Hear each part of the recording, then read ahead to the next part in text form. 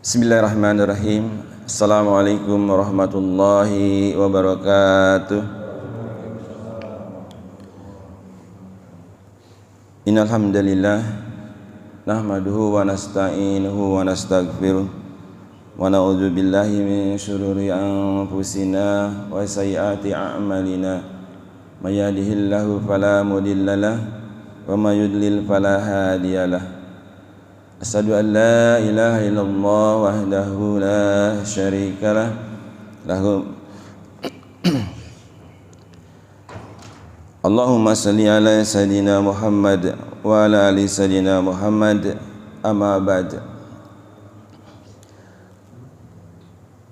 Bapak-bapak dan saudara sekalian, jamaah subuh yang dirahmati Allah Subhanahu wa taala, puji syukur kita panjatkan kehadirat Allah Subhanahu wa taala atas nikmat dan rahmatnya kita semua sampai pada pagi hari ini masih diberikan kekuatan dan kesehatan serta iman untuk selalu menjalankan ibadah kepada Allah Subhanahu wa taala, dan kita telah melaksanakan salat subuh secara berjamaah. Salawat dan salam selalu kita sanjungkan ke baginda Nabi Muhammad sallallahu alaihi wasallam, keluarga dan para sahabatnya. Mudah-mudahan kita selalu istiqomah menjalankan tuntunannya, yaitu mengikuti sunnah-sunnahnya. Jamaah yang dirahmati Allah, alhamdulillah pada pagi hari ini saya masih diberi kesempatan untuk dapat mengisi talim kita. Mudah-mudahan apa yang saya sampaikan pada pagi hari ini, sharing kita, dapat menambah pengetahuan dan sekaligus mempererat hubungan di antara kita khususnya dan masyarakat pada umumnya. Pada pagi hari ini mungkin juga kultum subuh di bulan Syaban yang bisa dibilang terakhir ya. Kalau besok hari Sabtu mungkin sudah ada yang menjalankan ibadah saum. Tapi juga memang mungkin bisa jadi juga terjadi atau mulai di hari Minggu. Jadi pada sore hari ini insya Allah pemerintah serta jajarannya akan melakukan sidang isbat ya, sehingga apakah bulan sudah dapat terlihat secara utuh atau minimal 2 derajat, sehingga esoknya kita bisa menjalankan ibadah puasa. Mudah-mudahan saja puasa kita pada tahun ini bisa kita laksanakan secara bersama-sama, dan nanti di akhir Ramadan atau 1 Syawal juga kita bisa melaksanakan lebaran secara bersama-sama. Semuanya itu sebenarnya sebagai hilafiyah barangkali, yang untuk pengetahuan saja. Dan memang akan terjadi seperti itu. Jadi kalau ada perbedaan pendapat, itu bagian dari kasanah atau barakah dalam kehidupan kita untuk saling menghargai. Bapak, Ibu, saudara sekalian, jamaah yang dirahmati Allah, pada pagi hari ini saya akan menyampaikan mengenai mencintai sesama saudara muslim. Mencetir dari suatu hadis dari Abu Hamzah Anas bin Malik radhiyallahu anhu, dari Rasulullah sallallahu alaihi wasallam bersabda, la yu'minu abdun hatta yuhibbu biharihi au qala li ahihi ma yuhibbu li nafsihi. Tidaklah beriman salah seorang di antara kamu hingga dia mencintai untuk saudaranya apa yang dia cintai untuk dirinya sendiri. Hadis riwayat Bukhari dan Muslim. Kandungan hadis ini adalah atau kurang lebihnya,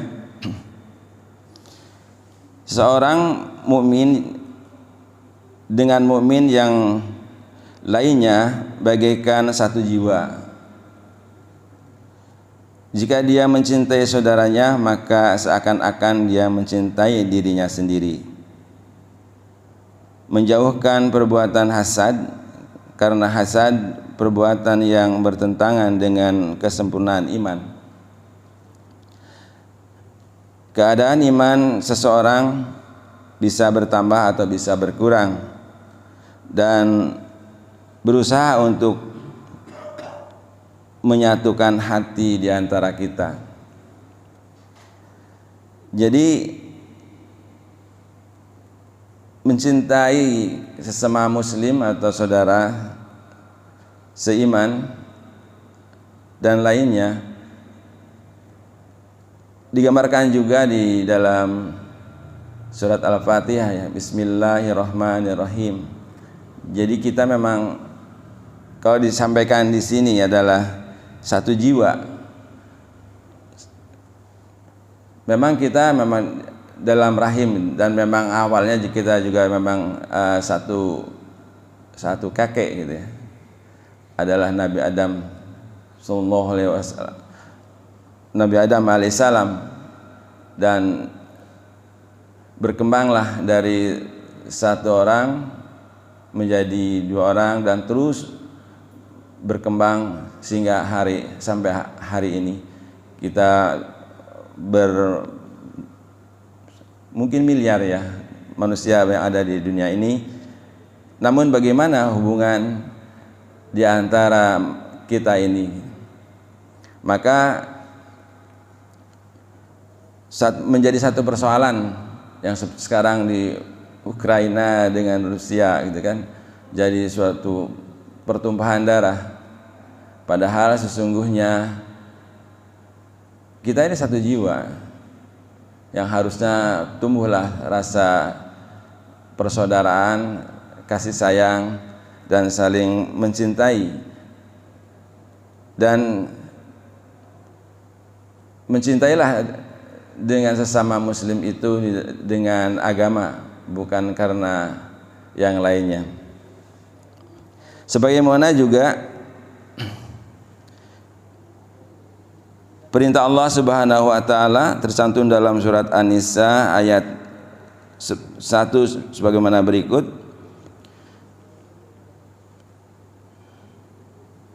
Ya ayuhan nas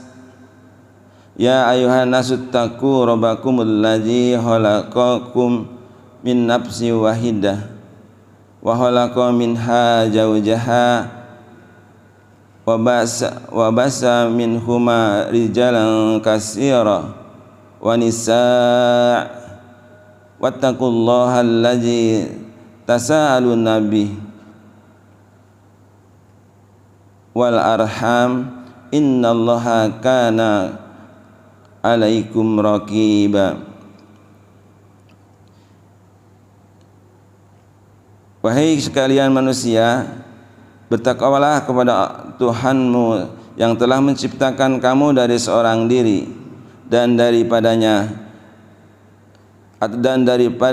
Allah menciptakan istrinya, dan daripada keduanya Allah memperkembangbiakan laki-laki dan perempuan yang banyak, dan bertakwalah kepada Allah yang dengan mempergunakan namanya kamu saling meminta satu sama lain, dan peliharalah hubungan silaturahim, sesungguhnya Allah selalu menjaga dan mengawasi kamu.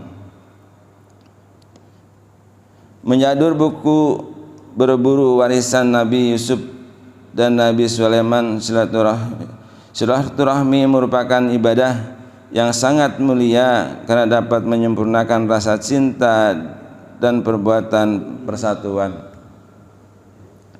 Memutuskan silaturahim sama saja dengan melanggar perintah Allah, dan orang yang melakukan akan mendapat balasan. Bagaimana hukum memutuskan tali silaturahim menurut Islam? Hukum memutuskan silaturahim menurut Islam adalah dilarang. Seseorang yang memutuskan tali silaturahim akan dilanda kecemasan dan di dalam hidupnya.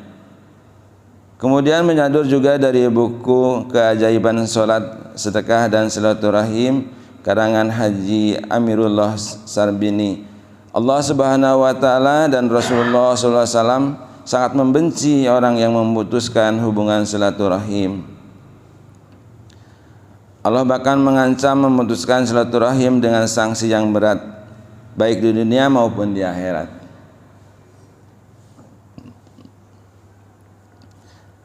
Ancaman orang yang memutuskan tali silaturahim yang dikutip dari buku Mujizat di karangan Ustadz Haji Kokolim. Sesungguhnya amal ibadah manusia diperlihatkan setiap hari Kamis malam Jumat, maka tidak diterima amal ibadah orang yang memutuskan hubungan silaturahim. Hadis riwayat Ahmad. Tidak mendapat rahmat Allah Subhanahu wa taala. Rahmat Allah tidak akan turun kepada kaum yang padanya terdapat orang yang memutuskan tali silaturahim.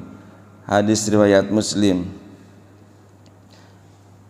Kemudian apabila kita memutuskan silaturahim juga mendapatkan azab. Tidak ada dosa yang lebih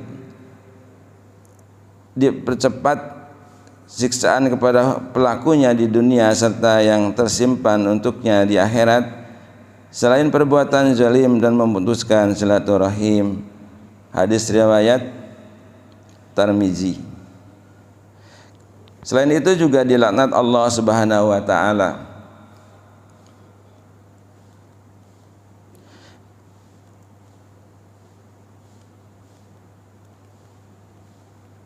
Di dalam surat Ar-Ra'd ayat 25 yang artinya orang-orang yang merusak janji Allah setelah diikrarkan dengan teguh dan memutuskan apa-apa yang Allah perintahkan supaya dihubungkan dan mengadakan kerusakan di bumi. Orang-orang itulah yang memperoleh kutukan dan bagi mereka tempat kediaman yang buruk atau jahanam.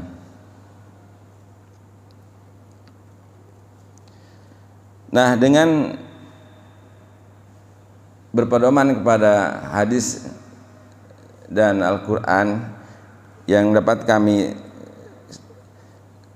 sampaikan pada pagi hari ini, bisa menjadikan satu pegangan buat kita barangkali dalam kehidupan kita, dalam bersaudara, dalam bertetangga. Apalagi kita sekarang ini akan menghadapi bulan Ramadan, bulan yang suci dan bulan yang dimuliakan Allah Subhanahu wa taala. Apabila kita sampai pagi hari ini masih juga merasa atau di dalam hati kita masih terdapat rasa iri, rasa dengki, rasa permusuhan terutama,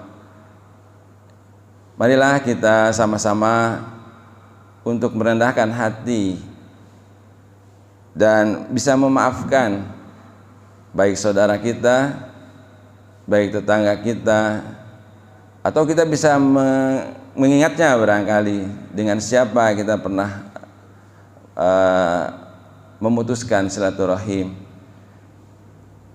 sehingga pada pelaksanaan bulan Ramadan yang akan kita laksanakan nanti, kita betul-betul dengan hati yang bersih, dengan keikhlasan kita beribadah kepada Allah Subhanahu wa taala. Ibadah kita dapat insya Allah akan diterima oleh Subhanahu wa taala dengan sebaik-baiknya. Waktu masih panjang, tapi mungkin materi saya nggak terlalu padat gitu ya. Lebih banyak mungkin kita berdiskusi, saling mengisi, saling menambahkan. Mudah-mudahan waktu yang masih banyak ini bisa kita manfaatkan dengan sebaik-baiknya. Alhamdulillahirrabbilalamin. Pertemuan pagi hari ini kita sudah isi dengan berbagai macam saran. Intinya adalah untuk membangun hubungan kita lebih baik lagi. Insyaallah kalau ada keluarga juga di rumah yang masih ada rasa kurang enak, dapat sambungkan kembali dengan lebih baik. Tadi kembali bahwa insya Allah puasa kita yang sebentar lagi atau sehari atau 2 hari lagi yang akan kita laksanakan dapat kita menjalankannya dengan hati yang bersih. Kita tutup dengan kaji kita pada pagi hari ini dengan doa kafarat majelis. Subhanallahumma wa bihamdika asyhadu an la ilaha illa anta astaghfiruka wa atubu ilaik. Lebih kurangnya kami mohon maaf. Billahi taufiq wal hidayah. Assalamualaikum warahmatullahi wabarakatuh.